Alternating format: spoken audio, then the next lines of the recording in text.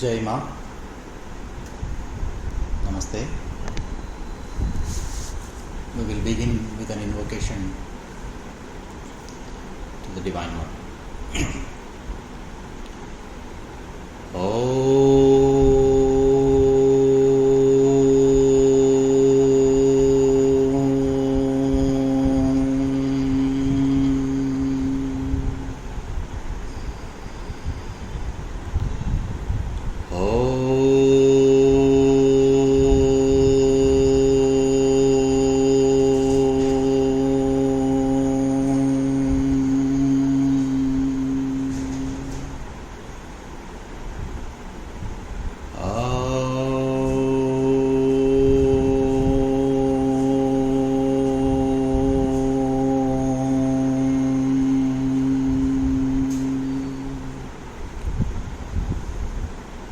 Asato ma satgamaya tamaso ma jyotirgamaya mrityorma amrutangamaya Om Shanti Shanti Shanti.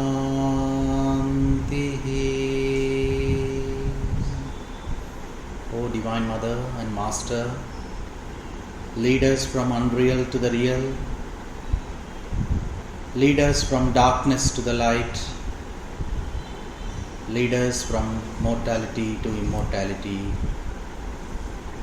Om Peace, peace, peace.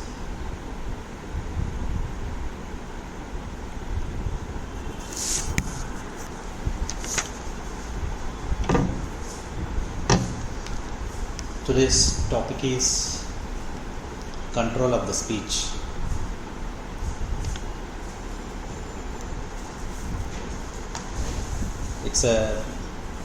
I feel that it is the Leela of the Divine Mother that the speaker has to speak for about an hour about the control of speech. That too, a person like me who has taken the lawyer as a profession, it's very, very difficult to control the speech. It is, I feel it is a divine Leela.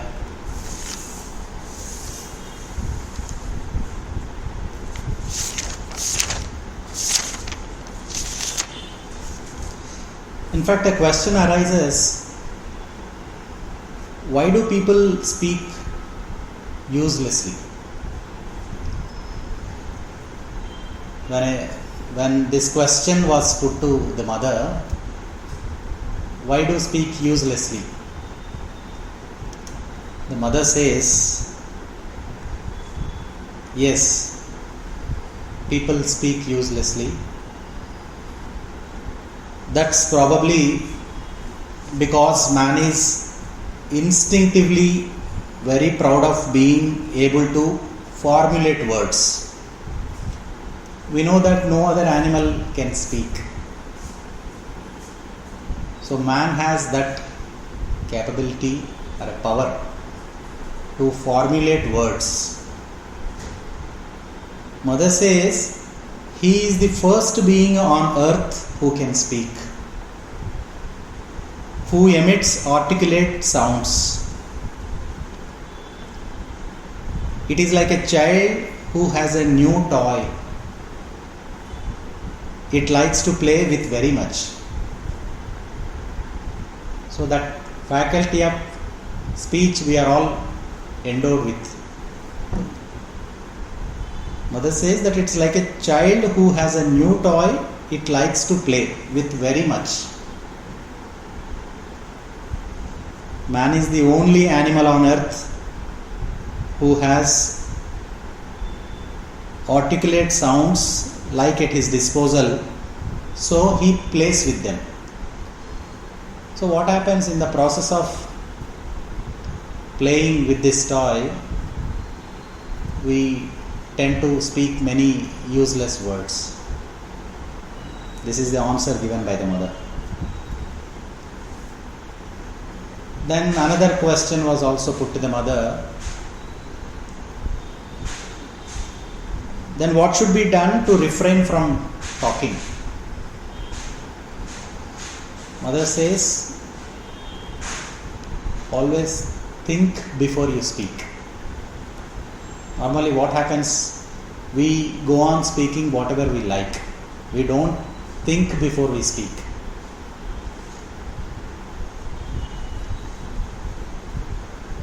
Say only what seems absolutely indispensable to you. What is very much required to the circumstance or a situation. If it is indispensable to you only, you speak those words.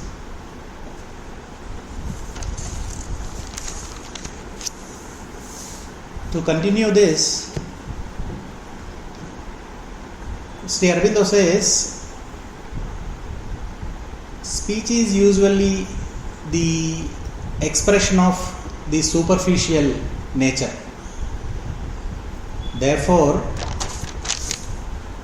to throw oneself out too much in such speech wastes the energy and prevents inward listening, which brings the word of true knowledge.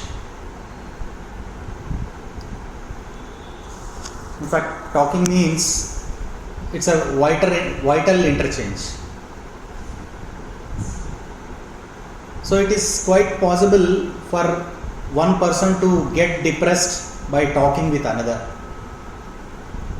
I have a certain kind of a vital impulses in me. The other person at the same time has also he is driven by his own vital impulses. If there is a kind of a vital interchange, so obviously if they are not properly synchronized, or if there is no proper consensus or an understanding, so obviously if the other person is not in sync with my thought or feelings, obviously there is every possibility that I get depressed by talking with another. అందుకే వేమన శతకాల్లో మనకుంది, అనువుగాని చోట అధికులమనరాదు, కొంచెముండుటెల్ల కొదువ కాదు, కొండ అద్దమందు కొంచెమై ఉండదా, విశ్వదాభిరామ వినురవేమ. If a particular situation is not very favorable, in such situation, if we refrain from talking, it is considered as ideal. That situation is not favorable, not very ideal to talk. So it's always better to refrain oneself from talking. Koncham undutella koduva kaadu. Even at that point of time, even if we lie low, it is not considered as less. It doesn't, by not talking, it doesn't degrade our personality. Like an example that Konda Addamandu Konchamai Undada. Even in front of a mirror also, the very big mountain we see, it looks so small.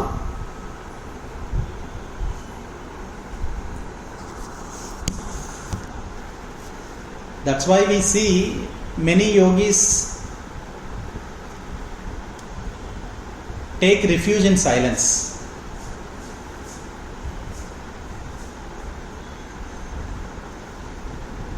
And they don't speak like politicians, because the job of the politicians, all of us know that they should keep on speaking to win the hearts of the people. That's how they land in many troubles. We see many TV9 debates or in various other news channels. If one politician speaks adverse to the interest of the other politicians, so in the process, heat flares up and it leads to adverse consequences. We have been witnessing that in media. That is because of lack of control over speech.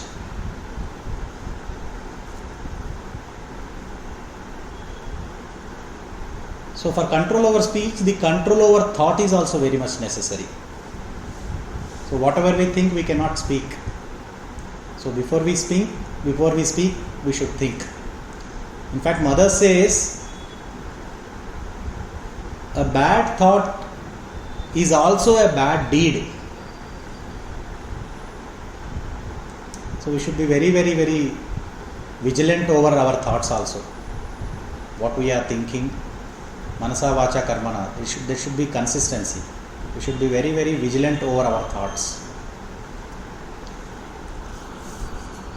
Then coming to criticism.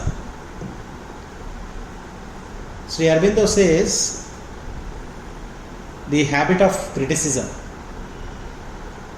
mostly ignorant criticism of others, mixed with all sorts of imaginations, inferences, exaggerations, false interpretations, even gross inventions, is one of the universal illnesses.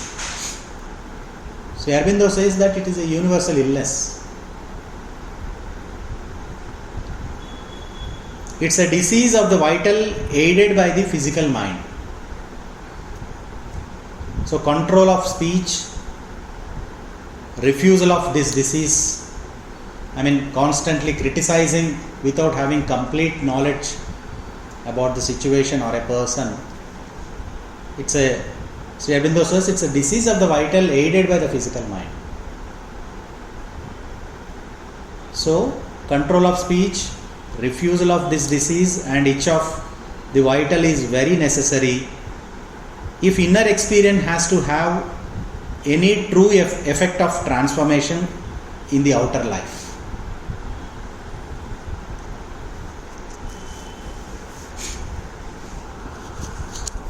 And one more thing is that we should constantly make an endeavor that our attitude and our personality is always ideal for others. In 3rd chapter, shloka number 21, Sri Krishna also says to Arjuna, Yadyad acharati srestha stattadevo tarojanaha sayat pramanam kurute lokastha dhanuvar varchate. Which means, whatever the people who are leading a higher life or follow a certain kind of a lifestyle, the other people also follow. The persons who are leading a higher life, whatever they consider particular thing as a pramana, as a basis to do their activities, the others also consider it as a pramana. So it's always very, very desirable and ideal to be ideal for others while in walking or eating or reading or doing any kind of activity.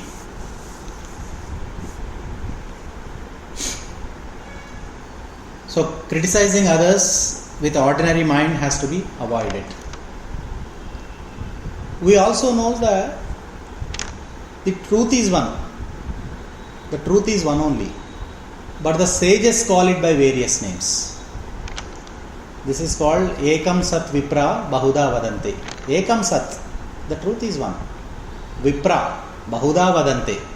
Vipra means the general men.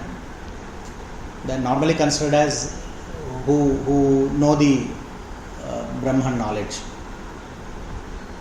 The truth is one, but the sages call it by various names. And in Rigveda also we have one saying, Ekam, this one, Anobhadra Kratavayantu Vishwataha, which means let noble thoughts come to us from all sides. from various sides, we should be, kept open to receive all the positive forces from each and every corner.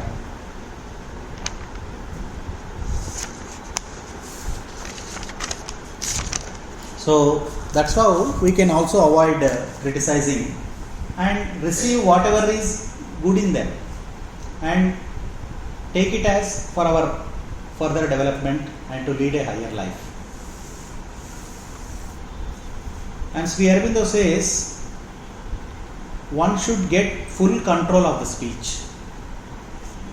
Telugulo మనం వశీకరణ అంటాము. That's called, control means వశీకరణ. It is an important step towards going inward and developing a true inner and yogic consciousness.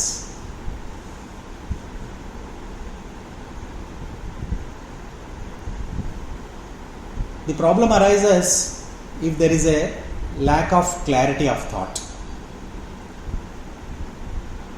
If there is a clarity of thought, always we see the people, they are very accurate in their speaking.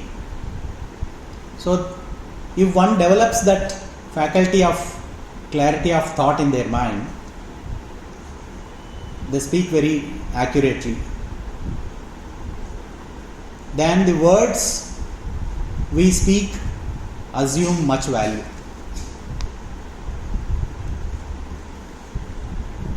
And then absolute silence and looseness of talk are two extremes. It is neither is good. Or maintaining complete maunavrata antame manamu. So that is also, see, absolute silence and looseness of the talk, or two extremes, neither is good. Sri Aurobindo says, I have seen many people practicing maunavrata, but afterwards they are just as talkative as before. It is self-mastery one must get.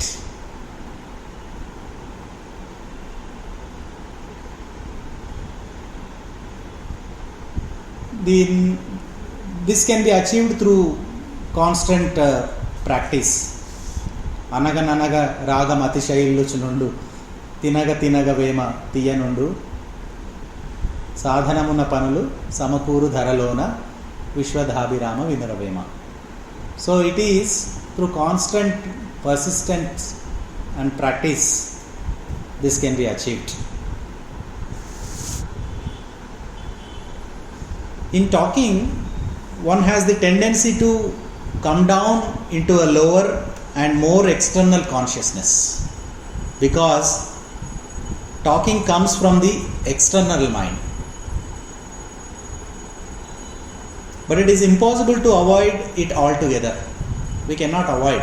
We can't, in all situations, a man is not expected to sit idle and maintain maunavrata. It is impossible to avoid it altogether. But we must do is to learn to get back at once to the inner consciousness. Always to connect ourselves with the inner consciousness. That's why Mother says, always be stationed within. Do not be perturbed or disturbed by the outward circumstances. We experience this in day-to-day life. We go to many functions, many gatherings, many kind of vital interchanges, and people are driven by their own vital impulses. Many pulls from here and there. In such a situation, there is a very likelihood that we may lose our personality. So before going to such functions or gatherings, it's always desirable to pray, Mother, I just want to hold on to you. Please be with me in all situations, even amidst the situation also. If we constantly keep remembering her, she is there to protect us from all adverse forces.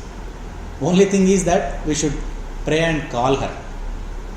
Mother says that if there is a call between slip and fall, I am there. Only thing is that we should call her, remember, and offer everything from time to time.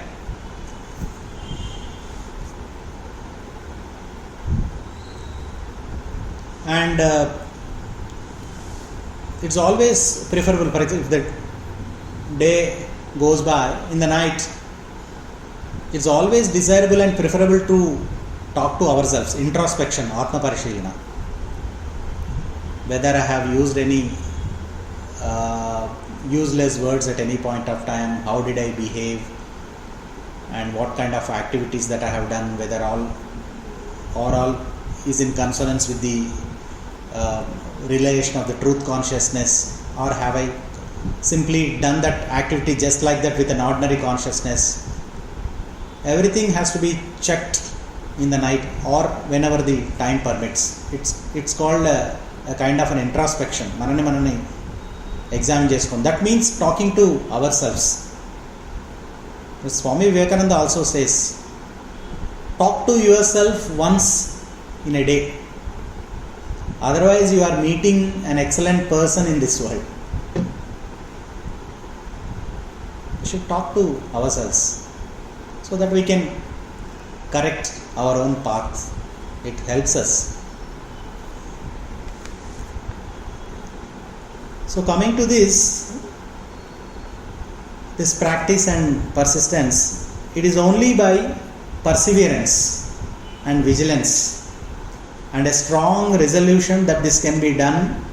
But if the resolution is there, it can be done in a short time by the aid of the force behind.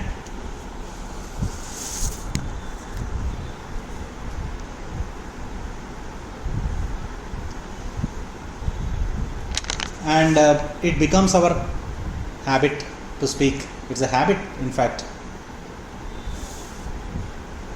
It is obvious that things which are a long habit cannot go at once. ఎన్నో రోజుల నుంచి already అలా పాతుకుపోయింది కదండి. అది మనం చిన్నప్పటి నుంచి speaking అనేది అలాగా మనకు అలవాటు అయిపోయింది. It is a long habit that cannot go at once. Especially speech is a thing which in most people is largely automatic and not under their control. It is the vigilance that establishes the control. Constant vigilance.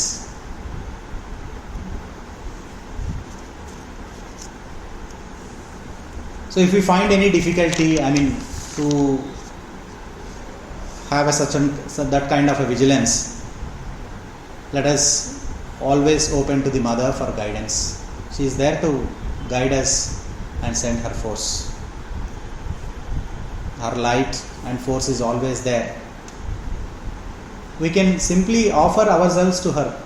Ma, I have this kind of a weakness in me. I am not able to overcome that. Please help me. Please send your light force so that I can rectify myself. I can overcome this difficulty. I can overcome this weakness. She is there to help us.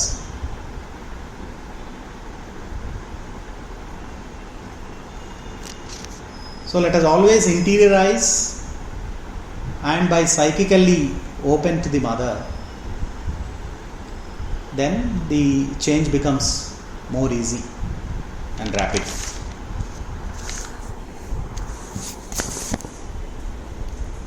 To stand back means to become a witness of one's own mind and speech, to see them as something separate from oneself and not identify oneself with them. Watching them as a witness separate from them, one gets to know what they are, how they act, and then put a control over them, reject what one does not approve, reject what one does not approve, and think and speak only what one feels to be true. This Sri Aurobindo says that we should not indulge ourselves into that. We should see ourselves as a Sakshi Bhuta, as a witness. watching them as a witness, separate from them. Don't identify yourself with that, but by being separated from the situation, you just examine it, just witness it. Then one gets to know what they are, how they act, and then put a control over them. This comes by practice and persistence. Sri Aurobindo says one has to watch speech from the inner witnessing mind and put a control. It is the externalizing mind that has to be disciplined. I think in the last occasion we spoke about this, about the desires. The mind uses these senses as its slaves. There is a reason why the senses have to be absorbed in the mind. And the mind has to be absorbed in the intellect. And the intellect has to be absorbed in the calm self-knowledge of the Purusha. That's how one has to lead life. One can also achieve that study wisdom through that. Sthita prajna.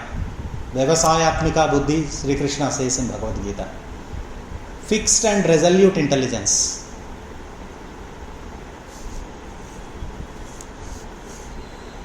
So it is the inner silence that is very much needed,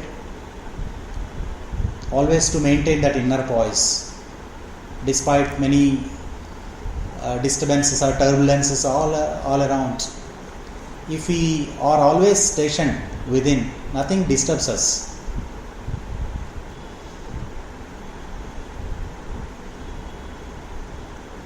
Let's always try and see to it that inner poise is not lost. And in Savitri, Sri Aurobindo also beautifully says, in absolute silence sleeps an absolute power.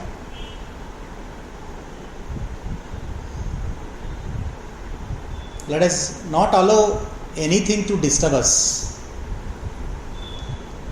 In fact, then the eternal will manifest. In peace and silence, the eternal manifests. Then coming to, speaking of, some may get a doubt that I am undertaking a spiritual journey, and if I share my spiritual experiences or journey with others, is it okay? Then the question was also put to Sri Aurobindo on this topic, speaking of one's own spiritual experiences with others. Sri Aurobindo says, the usual rule given by yogis is that one should not speak one's experience to others, except of course the Guru, while sadhana is going on, because it wastes this experience. So Sri Aurobindo cautions not to reveal except to the Guru.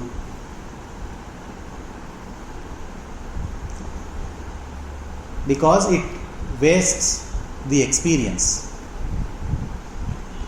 Passing away of an experience is a frequent happening as soon as it is spoken. So there is every likelihood that the experience pass away once or as soon as it is spoken.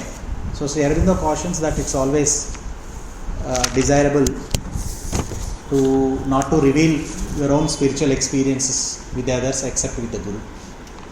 For any doubts and other things in the spiritual journey, we can talk to others or senior sadhaks. Then coming to truth speaking. truth in speech and truth in thought are very, very, very, very, very important. Reject falsehood as it comes from outside. That's why when we, in a Pondicherry, when we go to the mother room also, we find a board there. Cling to the truth.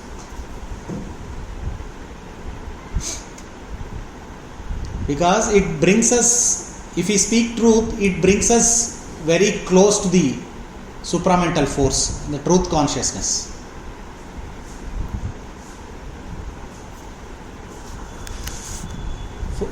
For which, what all we require is that all parts in our being must be united. We may be thinking that I am an individual. No, we are not individual. As long as we have a dispersed consciousness, we cannot consider that we are an individualized human being. All parts in our being must be united. We have dispersed and divided consciousness. So the circumstances have to be harmonized to experience or come closer to truth consciousness and allow or manifest in day-to-day activities of our life. Physical, mental, vital, spiritual and psychic. Every part of being. We have Panchakoshas, also Annamaya, Pranamaya, Manomaya, Vijnanamaya, Anandamaya. All Panchakoshas. Senses have to be brought under control. Mind has to be disciplined. There shall be purity in the speech, a sincerity in every activity that we do. All these things bring us very closer to the truth consciousness, the supramental consciousness. That's why this is the demand of Mahalakshmi also. When we read the book The Mother, written by Sri Aurobindo, Sri Aurobindo says, there shall be the harmony and beauty of the mind and soul, harmony and beauty of the thoughts and feelings, harmony and beauty of outward act and movements, harmony and beauty of life and surroundings. This is the demand of Mahalakshmi.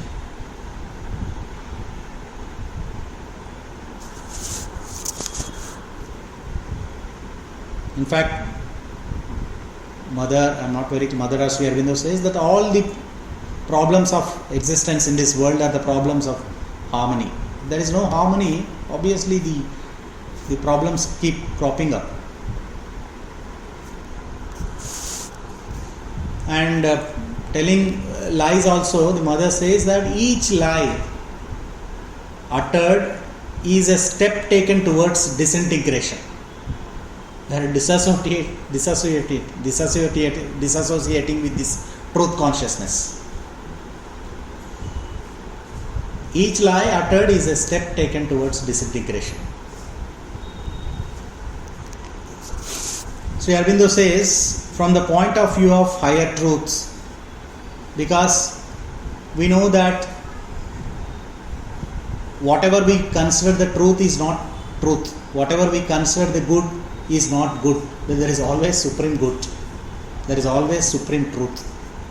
So in this regard, Sri Aurobindo says, from the point of view of higher truths, it must not be forgotten that each plane of consciousness has its own standard.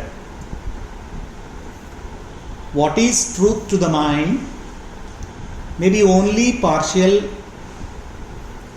truth to a higher consciousness. But it is through the partial truth the mind has to go in order to reach the wider, more perfect truth beyond. Through the mind, we experience the truth. This will help us to realize the higher truth. So still there is much more to achieve. All that is necessary for it is to be open and plastic, to be ready to recognize the higher when it comes. Not to cling to the lower because it is its own. Not to allow the desires and passions of the vital to blind it to the light or to twist and pervert things. So in the process of achieving these problems keep cropping up, like many desires and passions. We are driven by our own vital impulses. So let us keep constant. That's why aspiration, rejection and surrender is there. So we should constantly keep rejecting. When once the higher consciousness begins to act, the difficulty diminishes and there is a clear progress from truth to greater truth. So this is from the point of view of what is exactly meant by truth and higher truth, and what needs to be spoken, whether do we really need to speak a lie, or how can we come very closer to the truth consciousness. The guidance of the Sri Aurobindo helps us, these words. Then the words of the mother with regard to the speaking. In a simplistic terms, the mother says, speak less, act more. Talk little, be true, act sincerely. Very profound, though look so simple, loaded with full of consciousness. More particularly when the mother says, control over what one says is more important than complete silence. The best is to learn to say what is useful in the most exact and true way possible. In this regard, what is creating problem in useless talk is, all of us know that it is our tongue. So control over one's tongue is the first thing that is needed. If people could learn to keep silent, how many troubles would be avoided, mother says. That's exactly true. Even though the situation doesn't favor us, but by talking or speaking, though unwarranted, we are just completely lost and land in troubles. That's why mother says, always be quiet, gather strength and force not only to do work, but also chiefly to achieve transformation. And this criticizing habit of others, this is more destructive than many bad habits.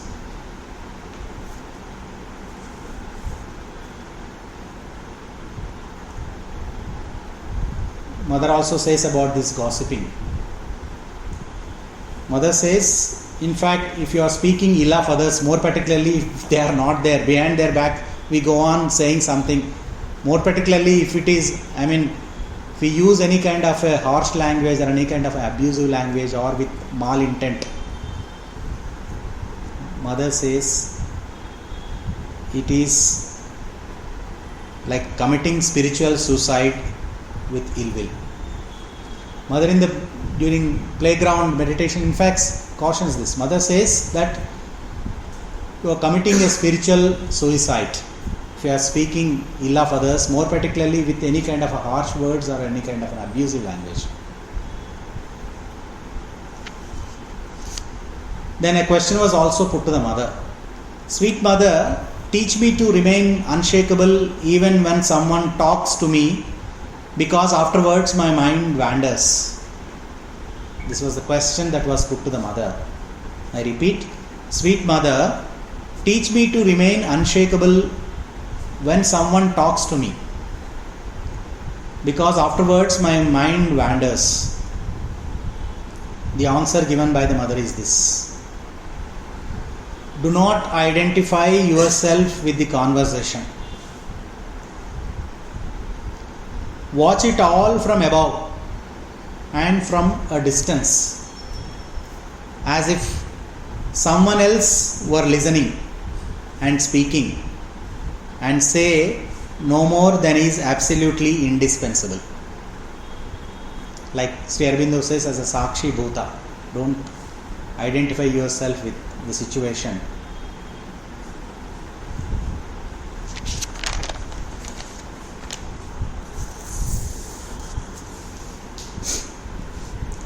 Then the listening skills also play a prominent role. Listening skills to be improved. I was just reading a quote by Dalai Lama also. Dalai Lama was saying, when you talk, you are only repeating what you already know. మనకు తెలిసిందే మనం normally when we talk we just speak, but if you listen you may learn something new. It's a profound quote.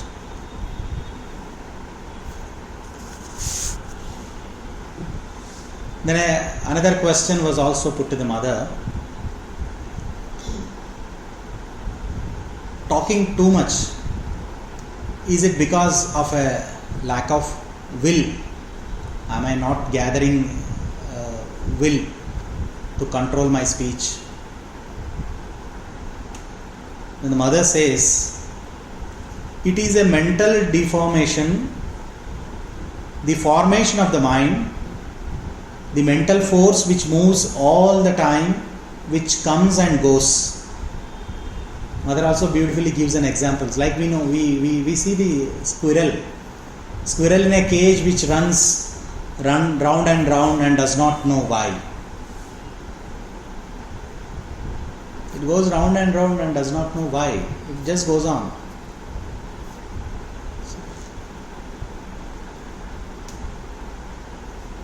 And one more thing is that whenever we speak also we should speak so softly and gently. In fact, that is the real ornament. Sanskrit sloka also the last occasion I think we have discussed about this. Keyuranina bhushayanti purusham harana chandrojvala nasnanam na vilepanam na kusumam nalankrita dharyate Shiyante kila bhushanani satatam vagbhushanam bhushanam. A person's beauty is not enhanced by wearing a glittering jewelry or a bracelet or a necklace or a clean bath, smearing or wearing beautiful flowers in hair. Of course, that is very much required,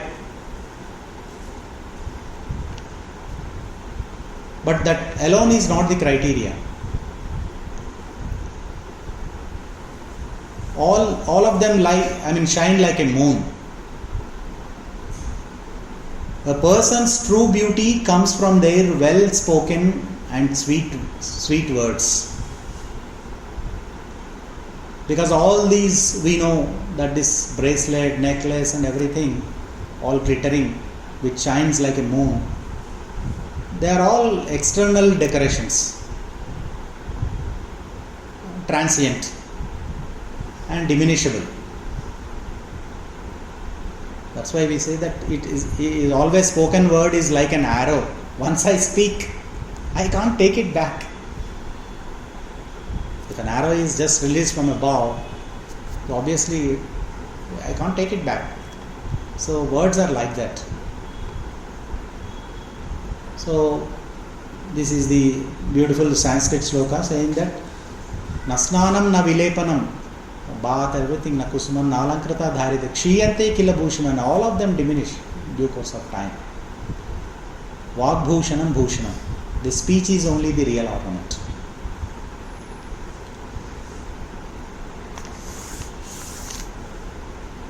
The mother says,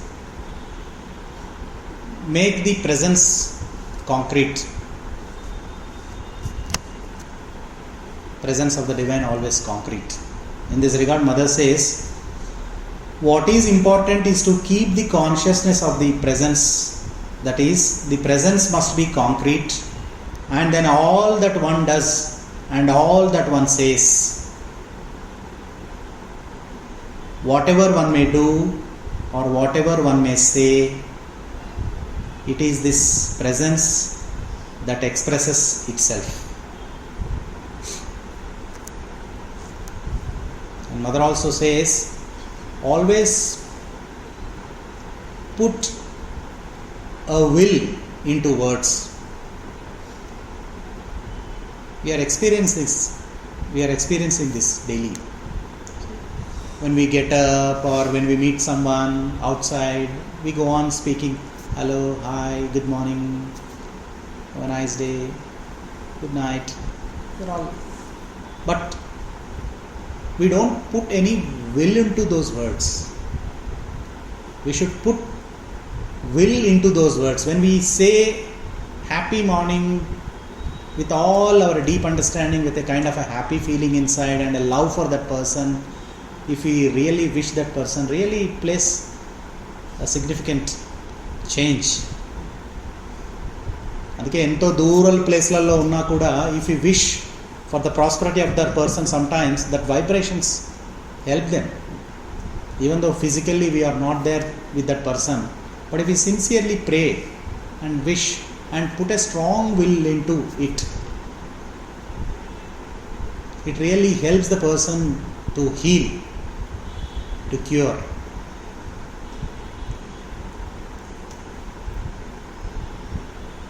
So let us not say those words very casually or mechanically. Let us make it more concrete and effective to the person whom we are wishing.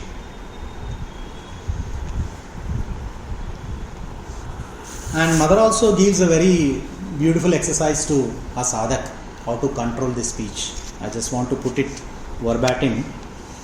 This exercise, Mother says, just try for an hour.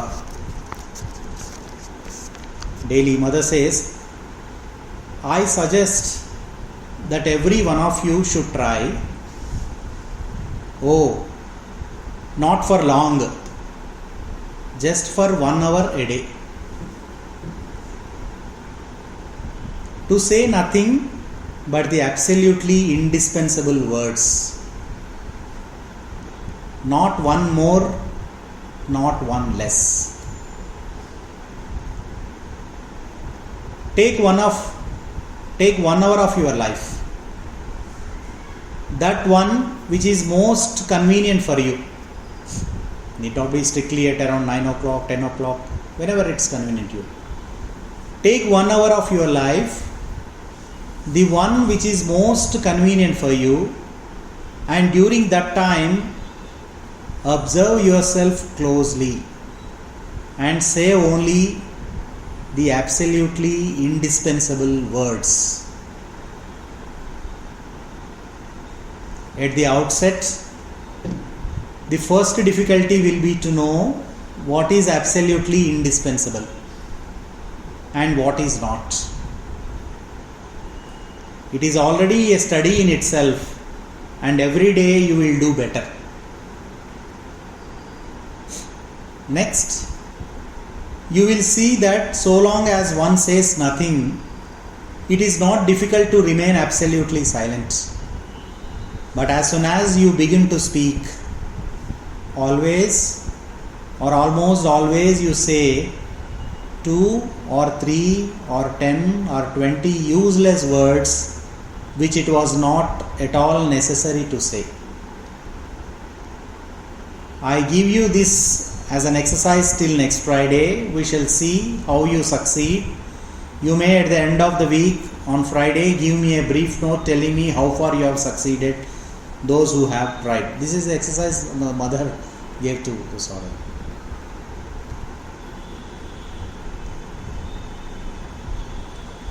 So if we practice this exercise also, we can control the speech. If anybody wants, we can take a click of this, and then I'll repeat it. Since now another 5 minutes, I'll repeat this so that it gets into your mind again. Which month was it? This is May 2005. May 2005, a long back. I repeat, no problem. I suggest that every one of you should try. Oh, not for long, just for 1 hour a day, to say nothing but the absolutely indispensable words. Not one more, not one less. Take 1 hour of your life, the one which is most convenient for you, and during that time, observe yourself closely and say only the absolutely indispensable words. At the outset, the first difficulty will be to know what is absolutely indispensable and what is not. It is already a study in itself. It is already a study in itself, and every day you will do better. So we need not bother what is exactly I have to speak. Mother says it's a study in itself, and every day you will do better. Next, you will see that so long as one says nothing, it is not difficult to remain absolutely silent. But as soon as you begin to speak, always or almost always you say 2 or 3 or 10 or 20 useless words which it was not at all necessary to say. As long as, Mother says, as long as we are in silence, we don't feel any kind of a difficulty.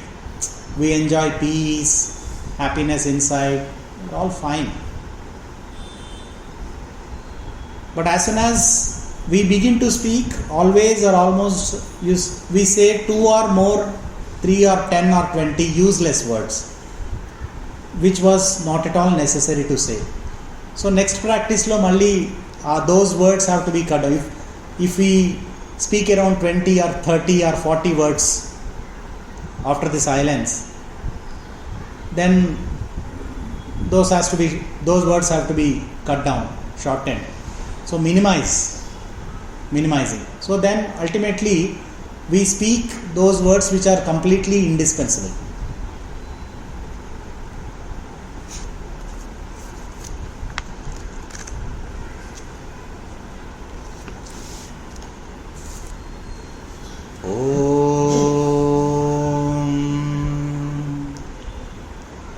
आनंदमयी चैतन्यमयी सत्यमयी परमे ॐ पूर्णमदः पूर्णमिदं पूर्णात् पूर्णमुदच्यते पूर्णस्य पूर्णमादाय पूर्णमेवावशिष्यते